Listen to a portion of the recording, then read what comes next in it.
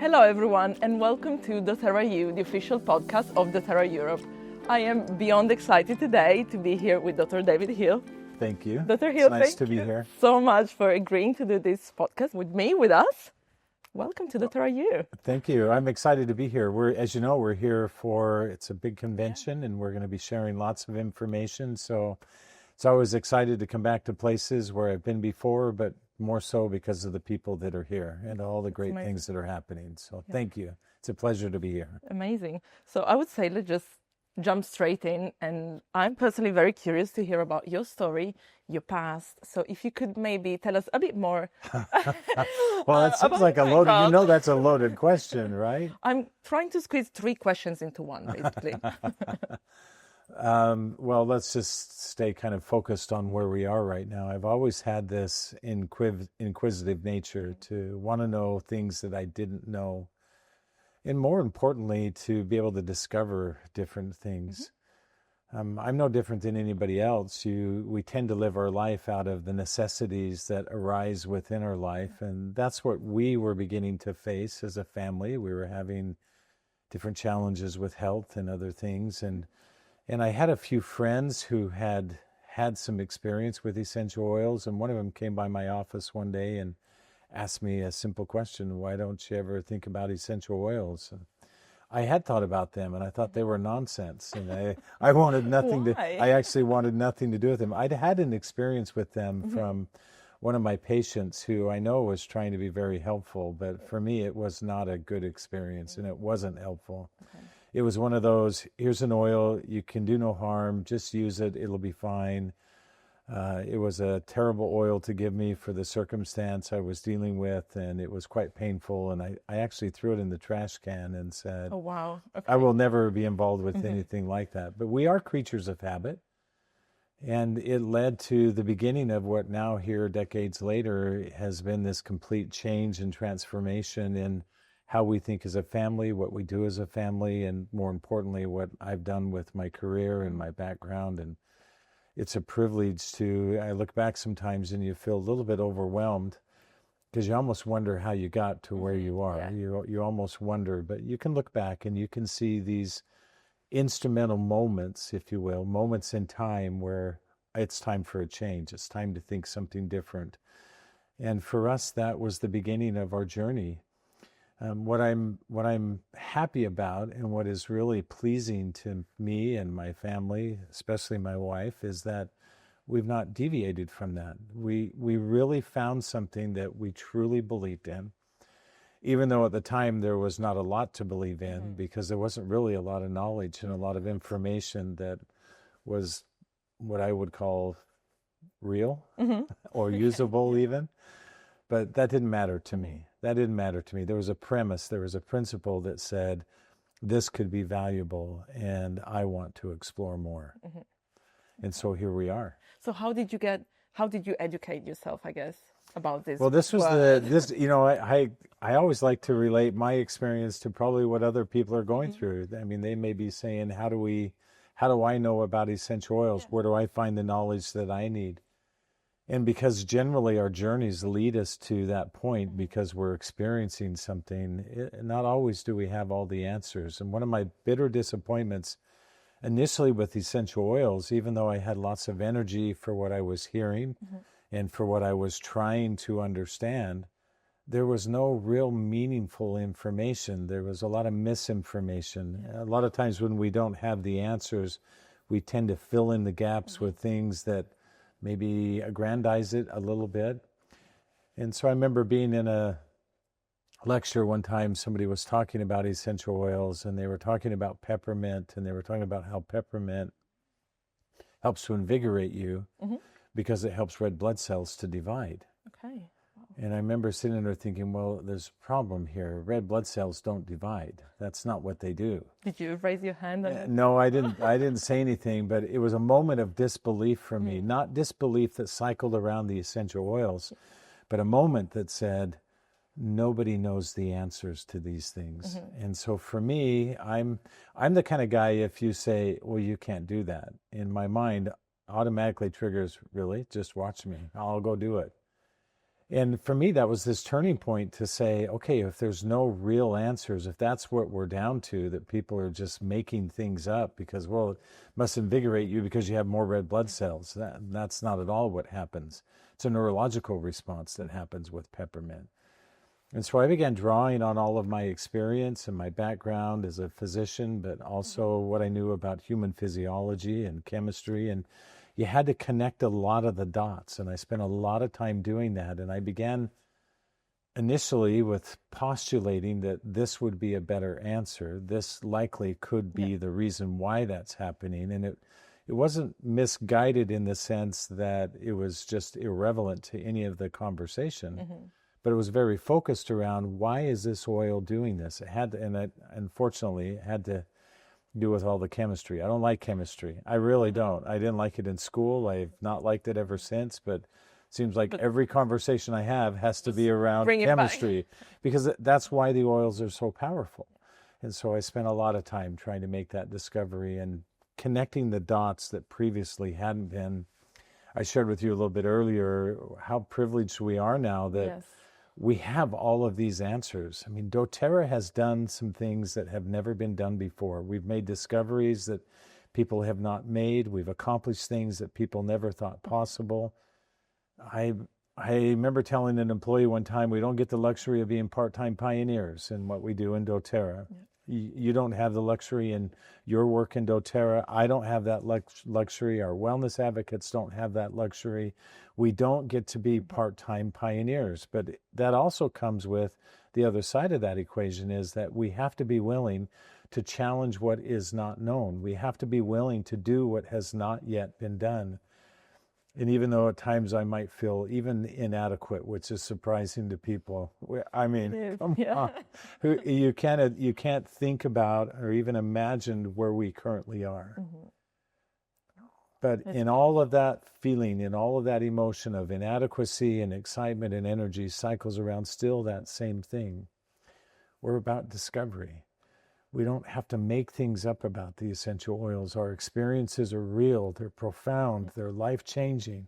And I know of nothing else that does what essential oils do. And so it's easy to remain committed. It's easy to remain focused. And it's the same thing we ask of everybody else. Trust your experiences and be willing to do what no one else is doing.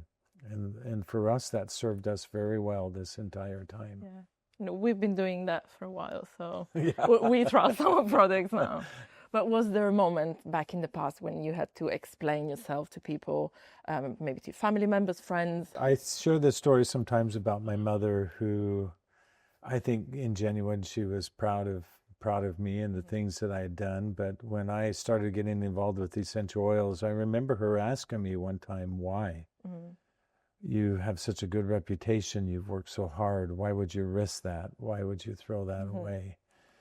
And it was a moment of real thought for me. And I answered that question for myself by just saying, because I feel like it's the right thing to do. I feel like it's what we were supposed to do. And even though I looked ahead of me and I saw this whole world that I didn't understand and things that I didn't know, I was excited about and willing to step into that with real energy and real purpose. And it was a fast turn for me, because you start having real experiences with people that you can explain. And sometimes it's difficult. I've come under a lot of attack over the years. I remember very harsh things being said. Early on, which reasons I don't understand, I occasionally would answer my phone and it would be, I know where you live. I'm going to take you out. Wow. And I'd be like, what in the world is going on? I'm just trying to help people. You're just trying to. So sure, you can't expect that you're going to do something that hasn't been done before. And it feels like I'm talking about myself. I'm really not. I'm talking about the whole of doTERRA. doTERRA itself has withstood and endured a lot of different challenges. We currently have challenges that we're having to try to figure out and overcome and move forward and move past. There's always going to be opposition in doing something that's great. And so for me, that just became a part of the process. It just is what it is, and you're just going to have to accept that. And just because somebody says it doesn't make it so. And that goes both ways, by the way. Just because somebody says, "Oh, doTERRA oils, they're not that great," that doesn't make it so. Mm-hmm. Just because you say, "Oh, doTERRA oils are the best in the world," it doesn't make it so for someone else. Mm-hmm. We have to have our own experience. We have to go through our own process. And I'm grateful, even though I look back and some of those times were unpleasant. They all have led us to where we are right now, and for that I'm really grateful, because what I am is immovable. I have this deep understanding, and I have this knowledge, and it's not a selfish interest, but out of being very genuine, that I want other people to know what we've discovered, because if it can help me, it can help them. So when was the moment when you kind of shifted from, I had this experience, it's positive, let me teach you, or let me educate you, let me open up your world? I don't know when that exact moment was, to be honest with you. I don't think it was the exactness of a particular moment. I think it was a general migration from this is interesting to, okay, I'm all in. I began running a clinic where that's all we focused on was natural methods of healing. And that in and of itself is a powerful environment where every day is a learning opportunity. And my own experiences in essential oils were very limited at the time. But I found myself in this framework where people were coming to me who had had very powerful experiences. And I wanted to know why. I wanted to understand why. I had a belief that what they were telling me is true.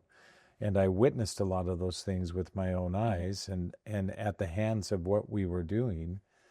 But it wasn't a particular moment. It was this whole process that I went through. It happened quickly. Mm-hmm. My commitment to that happened very, very quickly. But the knowledge and the understanding took a lot of time. And you know, we're talking as if you have to have all of that knowledge. Mm-hmm. Maybe to deal with some of the issues that we have to deal with, of course, you want somebody who has a lot of intrinsic knowledge and can do the hard things. And I'm grateful that we've been able to do that.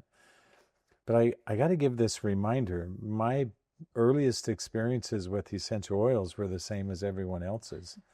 I don't know. I just feel better. I sometimes use my wife as this example.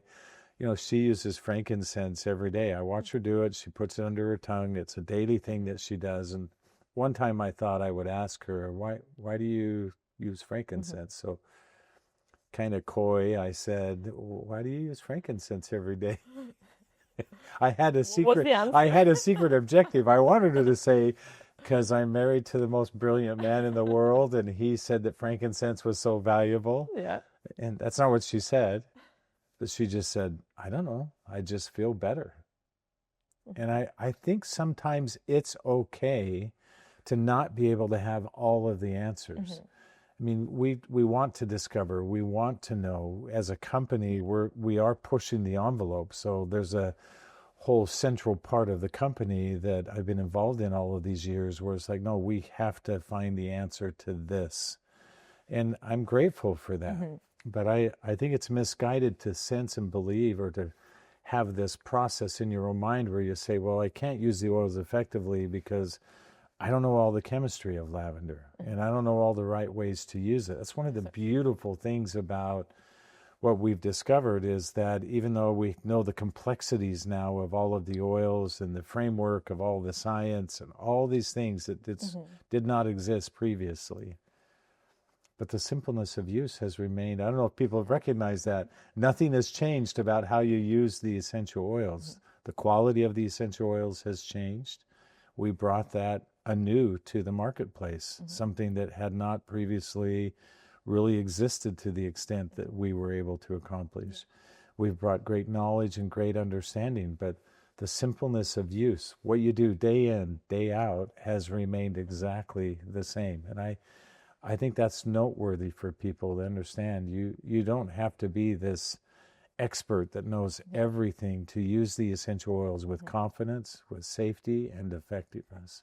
So power of simplicity at its finest, it sounds. Well, I think it comes to, there's simplicity there, but it also comes down to trust your own experience. I mean, our company is largely made up of women and mothers who are nurturing their families and doing the wonderful things that I believe primarily they can do. And they do it with great confidence, and they should trust their experience that way.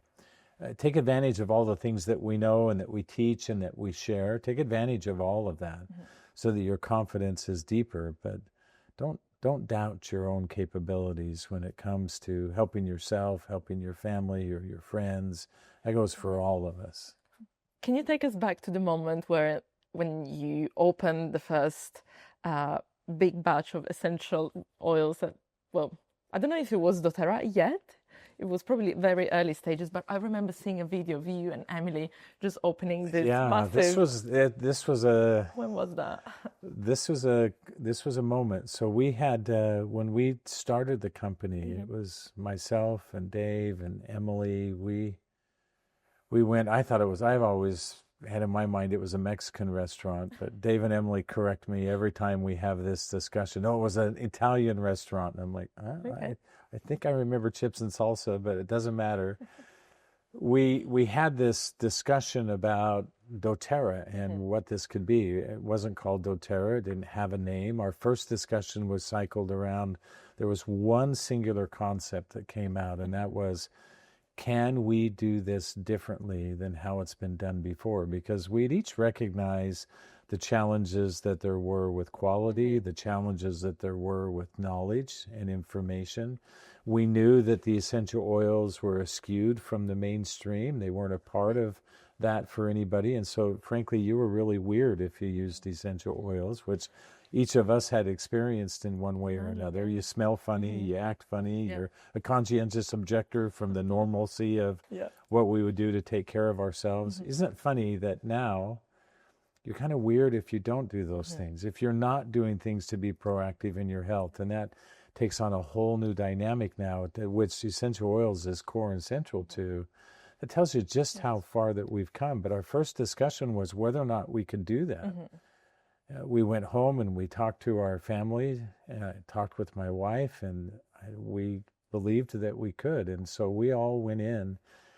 But the first challenge that we had was we couldn't find, we had to find the essential oils. And, you know, Emily's been truthful when she said that we each had our individual tasks. I was trying to make sense of what would we even say about them, because so much of the information that was out there was not correct, and that needed to, if we're going to move this into the mainstream. And our objective in doing that was because we really did have early on this perspective that oils can help everyone.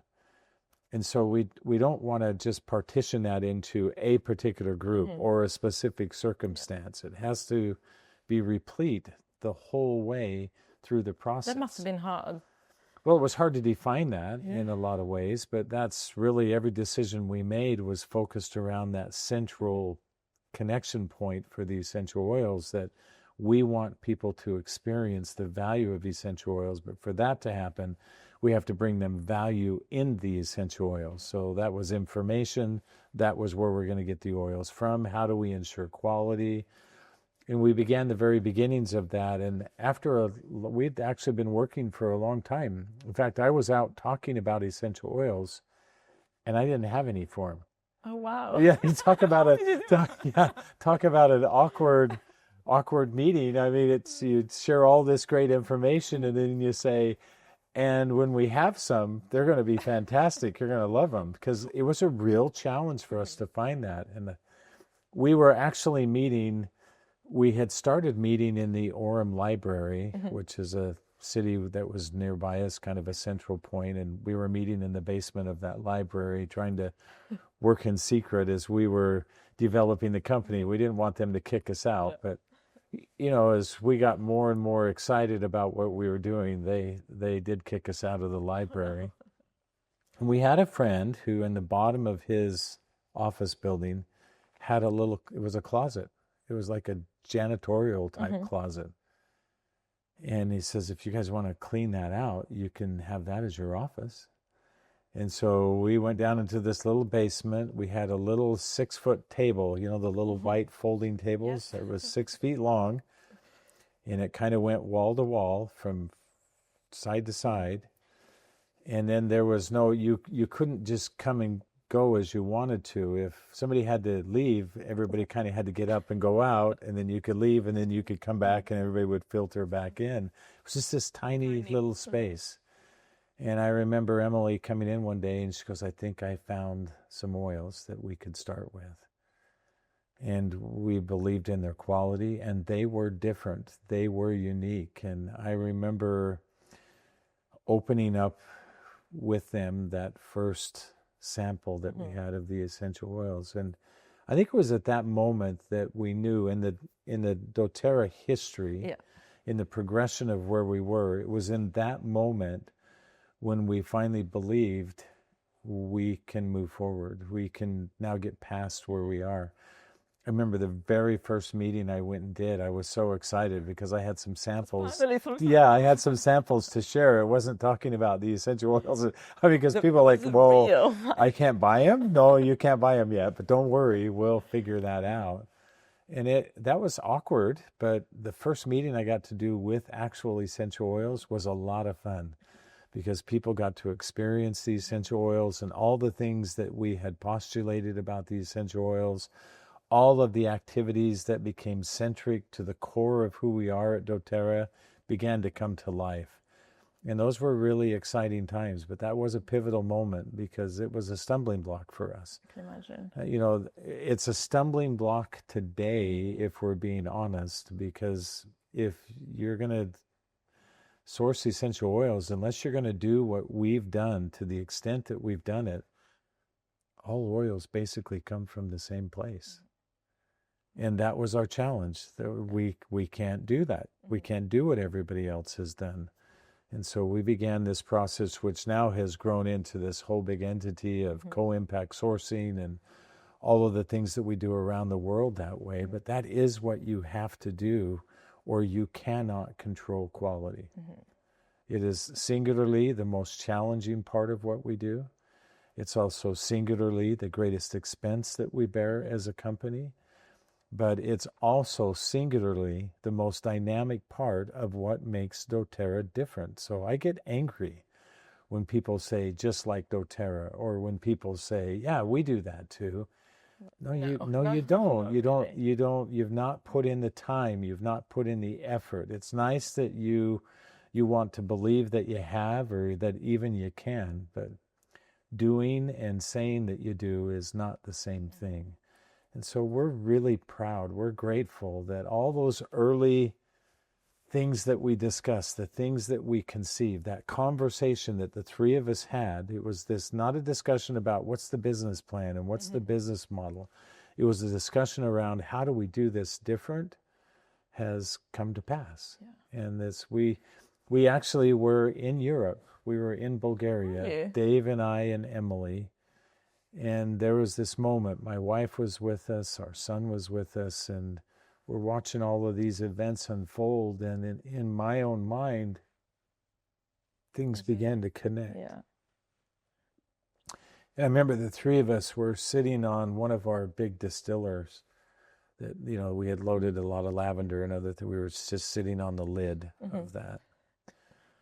And Emily and I were talking, and Dave came over and sat down, and we began to cry. Not because of all the lavender that was being distilled, but we recognized that was a pivotal point, and another chapter had closed on what we had accomplished. These are the things that we talked about early on, and we realized that with the opening of that facility, we'd reached another milestone in that journey that is doTERRA. And so there's this rich fabric that gets developed for all of us. I feel like I'm monopolizing the conversation, but you asked. And there's this rich fabric that gets developed for people. And even though I can look back and I see these very specific events, we could talk to almost anybody who really is in doTERRA. I mean, really in doTERRA. It's not what I do, it's who I am. It's what I believe. I've found value. I've found value in what they do for me. I've found value in helping other people, which is some of the culture that was important for us to develop. And if somebody who's really experiencing that, what I love about doTERRA is the richness of that fabric that I just described exists for them too. Yeah. For what are reasons that are not so different and not so unique from one another. We are all having a similar experience in doTERRA, and in my mind, that's one of the marks of doing something that's remarkable, that is unique, that is different. So I'm grateful that as I look back, those things that we dreamed, those things that we talked about have not only happened, but they've happened in the way that we've wanted them to, in spite of all the challenges, in spite of all the hardships, in spite of all the fiery darts that certainly come and will continue to come. You just can't let those things bother you. And that's where we stand today. Yeah, it's beautiful. Thank you for walking us through this journey. Well, so I have so many you asked that question and I thought, well, that's a long answer, but I'll give it to you. Yeah. Because there's not this one single moment that you can define. It's the collective nature of what we've been able to be a part of. So I know we discussed purity and how much it means to us. Back in the days, was that an issue, as in, obviously the world of essential oils is very unregulated. So how did you have to explain, the purity about the oils? Well, this was really a challenge because, at the time we were subjective to the same things that everybody else was, that here's the tests that you do. But where we created a difference for us is by stepping outside of that model and saying, no, we want to find people that we can work with so that we trust what we're seeing. Not somebody who's just giving us something and saying that, oh, this is what it is. You can trust that. We had to get outside of that because from our own efforts and from our own evaluation of those things, we knew that it wasn't quality. We knew that those things, large and in part, did not exist. However, that having been said, there were some challenges that were associated with that because over time now, we've developed a lot of tests that didn't exist before. We've developed processes that didn't exist before. And as you know, we kind of planted ourselves outside of the industry as a whole and said, that's fine. You guys just do what you do. We've never thrown darts at people to say, don't, you're doing it all wrong. We've said, for us, that's wrong. For us, that's not the right path to go down. Because we have to trust that if we have provided something, that it is exactly what we say. And we've become very sophisticated in that now. But in the early days, that was a real challenge. And the way that we overcame that was through developing personal relationships. The way we overcame that was having the same level of inquisition in that area of our environment as we did in the other areas that also were equally important. So we weren't afraid to ask hard questions. We weren't afraid to go to outside sources outside the industry to say, test this and let us know what you find. They didn't have any wind to say, oh, this is good, you should just buy this, or this is terrible, you shouldn't, because they weren't involved in that process. We fell under a lot of criticism for doing some of those kinds of things because it was out of the norm of what the expectation was. But there was no way we could get to where we were going to get to unless we stepped outside of that norm.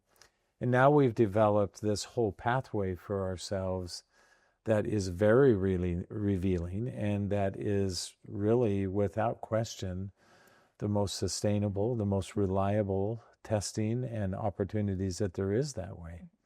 We continue to partnership with people. As you know, we've partnership with hospitals and universities around the world. Yeah. Because as we've made these discoveries, the importance of those discoveries is relevant for individuals outside of our industry. Yeah. And so we have to maintain a standard not just for what we're doing for personal use, but we have to maintain a standard that can withstand a critique within other environments. And that's been very rewarding but challenging, and I think it's one of the difference makers in doTERRA. And now we are the ones setting the standards maybe for others. Well, it's oh, look at interesting what to me doTERRA that does. there are organizations now who, in their review of essential oils, say there's clearly one that is different than all of the rest. And that's validating. You hear things like that and you go, that's, oh, thank you. Thank you. I mean, we're telling the truth. We're not being dishonest in what we're doing. We're being very straightforward and very truthful in everything that we're doing. And so that is a remarkable opportunity for us to have some validation that comes outside. But I have to tell you, that's not our motivator. That's not what drives us. So, well, we need somebody else they like us, and so that's a good thing. Yeah. That's never been our motivation. Our motivation has always stayed core and central to that one thing. We need essential oils in the right framework, or everything that we talk about is null and void. Because then we really are just like everybody else. And if we were just like everybody else, I've never said this publicly before, but I wouldn't be involved with essential oils. If we had not been able to accomplish what we did, then I would not be involved with essential oils anymore. Because it really is just chemistry that is adulterated and changed. And I'm not trying to be attacking to anybody, but that's the framework that we wanted out of. And so it would do us no good to just go and maintain that same thing. No, I can imagine. And what you said earlier about the fact that we have to keep the standards high because it's not just us, it's other people and things bigger than us. And we're cooperating with university and hospitals. So that is also beautiful. You know, some people would say that, gosh, they're a little misguided in trying to work with all these universities and hospitals. Can I tell you that was never really our intention? Okay. And it was more of them coming to us. And when they started to come to us, of course we wanted to do that because that was a part of our discovery. That's been a part of our research now for a long, long period of time, and partnershiping with very prestigious universities and research facilities around the world to match what we have done. So look, this is what our findings are. Let's repeat that. And now doing human clinical trials.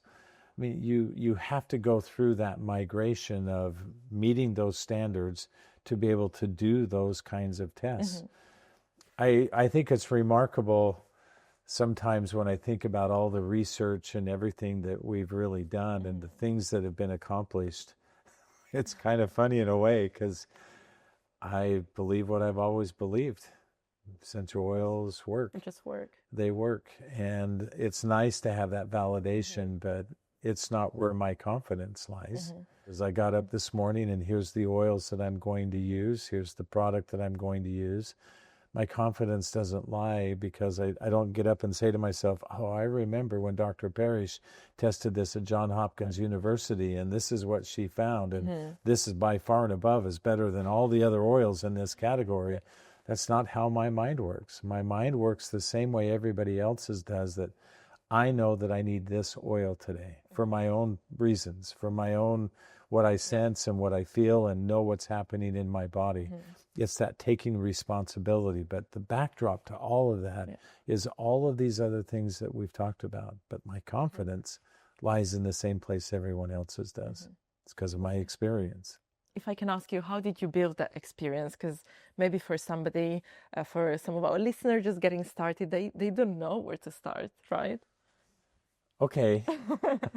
Tell us the secret. Well, no, there's some. So where does that come from? Well, I've made mistakes with essential oils, right?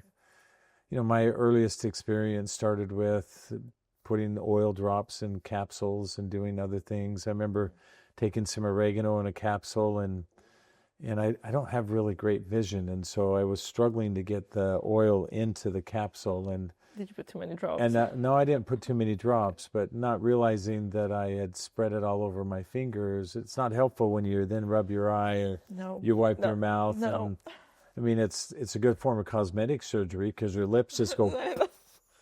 Right? I mean, you have these experiences that my very first experience with essential oil wasn't a good one. What was it, if I can ask? I had an open kind of a wound, and somebody gave me eucalyptus oil to put on it. That'll heal it up. No, No. it'll burn like crazy and make you never want to experience essential oils again. So we all are going to have those types of experiences. Those aren't the experiences that I'm talking about. I remember my neighbor across the street when we first started doTERRA. Her and her husband would make fun of me incessantly. And I remember one morning being perplexed with something that I needed to solve, and I just thought I would go for a walk. And so it was early. It was about 4 a.m, and I got up and I went for a walk, and I came back and I saw my neighbor. Her name is Becky, and she was cleaning out a garbage pail. And I thought, what in the world is she doing? And so I walked across the street. I startled her, which I did not mean to do. And she shared with me, oh, my daughter Brinley is not feeling well. And she's been throwing up all night. And I'm like, I can help you with that. And I gave her some peppermint to use. I go, let's just use peppermint. Let's see if we can calm down her stomach. And I gave her a little bit of ginger, if I recall. And the next morning, sometime later that morning, she came and knocked on my door, and she said something to me that I haven't ever forgotten. She said, it's the first time as a mother I felt really empowered that I could do something to help my kids. Wow. She goes, because I didn't know what to do. I tried everything I knew to do. I'd taken her to the doctor, and nothing was really helping. That's the type of experience that I'm talking about. It's these moments where you realize and you recognize this worked for me. This is helpful for me. And those don't have to be these big things. I think sometimes we feel like I'll be convinced when. I'll be convinced when this happens. I'll be convinced when this whole circumstance in my life changes because of this. And we fail to recognize that it's more of those micro moments, for lack of a better way to describe them, where this was impactful. And it's the summation of all of those things together over time. And it's why I continually say that our belief in doTERRA is not founded in all of my efforts. It's not founded in my efforts for research and for knowledge and sharing that so openly. It's founded in your individual experiences. Maybe your confidence came initially because we are able to talk about the essential oils in a way that otherwise we would not be able to. And so that's wonderful. I'm grateful for that and happy to have played a role in that, maybe in some cases. But I don't think that's where people's confidence comes from. And so my encouragement to people is always the same thing. I'm sometimes amazed when people talk to me and they share a few things that they've done, but it's clear that they're not in doTERRA. It's clear that they're not letting their confidence wane. They are looking for, or even sometimes want, somebody else to say, this is what you have to do. And I don't mind doing that for people. I really don't. One of my greatest joys has been talking with people for sometimes hours after an event or other things. I'm very grateful for that because that builds my confidence too. Yeah. But I think I just need people to be brave. Don't be afraid to try. I sometimes tell people, don't squirt oregano in someone's eye. I mean, that's common sense. Yeah. Don't pour oils in your ear. That's common sense. But I sometimes think we're paralyzed by the fear of what we don't know. And in doing that, we're not going to have the opportunity to learn what we could know. And so I would just ask people to don't be afraid.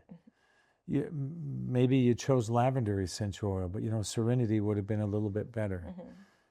Maybe it is, maybe it isn't. But lavender's not going to be bad, and it will help, and it will make a difference. So don't be afraid to be able to use the essential oils and use them with confidence. Trust your experience, but do the things that allow you to have experience. And I think we're coming out of a time in the world, and as a world, we seem to be more divisive than ever, and we're in this space where it seems like it's opportune for us to trust ourselves, but people feel somewhat paralyzed in that. So I've learned my experience the same way everybody else does. It didn't matter that one of the earliest things that I remember I was doing doctor's rounds and we were talking about nausea. We had a patient who was nauseated all the time and they were talking about all the things that they had done. I said, we should just use ginger because it will activate the 5-HT3 receptors in the framework of your digestive system and serotonin. And they're like, what are you talking about? And I'm like, oh, it's in guidance physiology. And the thing that's funny is I just read it that morning and this light bulb turned on that said, this is the only reason why ginger would be working for nausea, to help alleviate that for people. It's this activation of this receptor. It was the first time I thought to myself very early on, essential oils are interacting with the cells of our body differently. And there were these trigger points and these momentum points where I learned things that I had not known or I had not read. It's just like, well, physiologically that makes sense. And chemically that makes sense. And then experience matches that. And so we started using ginger with that patient and their whole world changed. That experience, okay, my reasoning for doing that maybe was rooted in all of my experience and all that I knew about human physiology and my experience as a physician and all those other things. But the reason why a mom would do that is no different than why I did it. Because I think this would help. Which is the only thing I had to go on. I think this would help. Let's use this. And it did. And that's the same exact process. Okay. So you don't have to know what I know. Okay, we don't have to know everything. Okay. Well, I don't know everything either. So I still do the same thing everyone else does. This morning I was doing some reading and I thought, you know what? I bet this oil would be helpful for this. I have a friend I was thinking about and I'm anxious to try that oil on him. Let me give you an oil I want you to try to use and see if it doesn't help him in his circumstance.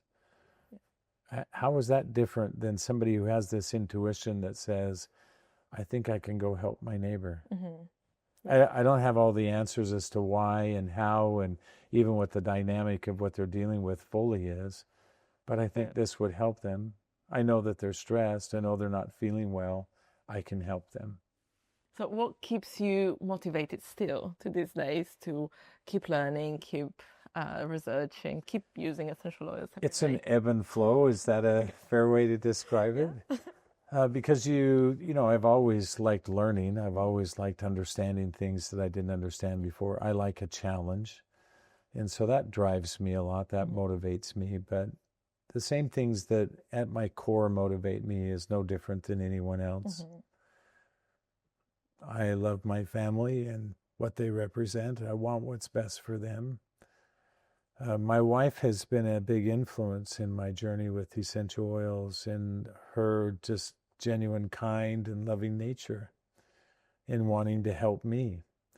And so for me, that's still a motivator, those same things. In all of my travels around the world now for decades, I've come to a conclusion, and I could be wrong, but we all just want three simple things. I want to know that I matter. I want to know that I belong somewhere. And I want to know that I'm making a difference. And for me, if someone were to ask me what describes the culture of doTERRA, I would draw back to those points in one way or one form or another. And that's highly motivating for me. We, like everybody else in doTERRA, have sacrificed a lot. I can imagine. It's not easy to travel 300 days a year and be away from your family, but just yesterday evening, my wife and I were out. It was our anniversary yesterday, and we went out. Yeah, we went out for a little walk and thought we might grab some dinner or just enjoy each other's company. And we ran into two different groups of wellness advocates who were excited and sharing their stories and tears running down their face. That's motivating. That makes you feel like you're a part of something that's bigger than what you are. And what I loved was it wasn't what I had done for them. It's what somebody else had done for them, introduced them, gave them opportunity for. And it's what they likewise were now doing for someone else. And those are the things that are still the most motivating for us. It drives us to say to ourselves, I don't know how you ever finish in doTERRA. Don't. Sometimes I'd kind of like to. I'm getting older. But I don't know how you ever really finish in doTERRA because of the richness of those experiences and feeling like you are a part of something I am a part of something that's bigger than what I ever could have just done on my own, and not for the accolades or anything else, but because it makes me feel like I'm helping other people. It makes me feel like I belong, and it satisfies those inherent needs that we all have, and that I don't know of a better motivator than that. Dr. Hill, thank you so much. I know I've been asking a lot of questions, so thank you for your patience and thank you for... It's been a pleasure to be with you.